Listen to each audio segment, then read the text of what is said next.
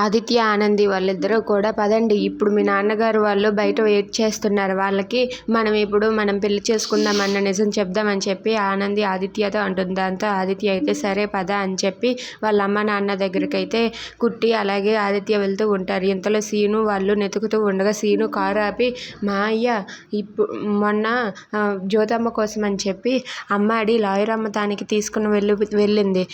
ఎందుకంటే అమ్మాడి లాయర్ అమ్మ జైలుకు వెళ్ళకుండా ఆపడానికి వెళ్ళింది. ఇప్పుడు కూడా జీవన పెళ్లి చేసుకోకుండా ఆగిపోయింది అంటే లాయర్ అమ్మ జైలుకు వెళ్తుంది కదా, దానికోసం సునంద గారిని బ్రతిమలాడడం కోసం అని చెప్పి సునంద గారి ఇంటికి పోయిందేమో అమ్మాడి అని చెప్పి అంటూ ఉంటాడు. అది విని సింహాద్రి అయితే మరి ఇంకెందుకు రా ఆలోచిస్తున్నావు, జల్దీ పోని రా సునంద గారి ఇంటికి అని చెప్పి అంటూ ఉంటాడు. ఇంతలో సునంద గారి ఇంటి దగ్గర అయితే ఆదిత్య కుట్టి వాళ్ళిద్దరూ కూడా వచ్చి మా ఇద్దరం పెళ్లి చేసుకోవడానికి సిద్ధంగా ఉన్నామని చెప్పి అంటూ ఉంటారు. అది విని అక్కడ ఉన్న సునంద ఒక్కసారిగా షాక్ అవుతుంది. ఇక వాళ్ళ సునంద వాళ్ళ ఆయన అయితే చాలా సంతోషిస్తూ ఇంకెందుకు ఆలస్యం అని చెప్పి అంటూ ఉంటాడు.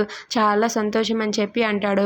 ఇక మీ ఇష్టం నాన్న, ఎప్పుడు పెళ్లి చేస్తే అప్పుడు పెళ్లి చేయండి మా ఇద్దరికి అని చెప్పి ఆదిత్య అంటాడు. దాంతో ఇంకెప్పుడో కాదు ఇప్పుడే ఇక్కడే మన ఇంట్లోనే అని చెప్పి అక్కడ ఉన్న తాలిబొట్టు తీసుకుని వచ్చి సునంద గారి కొడుకైతే ఇస్తూ ఉంటాడు. ఇక ఆదిత్య తాలిబొట్టు పట్టుకుంటాడు. కుట్టి అయితే ఆదిత్య ముందు తల వంచి నా మెడలో కట్టండి అని చెప్పి అంటుంది. అలా వాళ్ళిద్దరూ అయితే పెళ్లి చేసుకోవడానికి సిద్ధమవుతారు. ఇదంతా చూసి సునంద అయితే ఒక్కసారిగా షాక్ అయ్యి అలా ఉండిపోతుంది.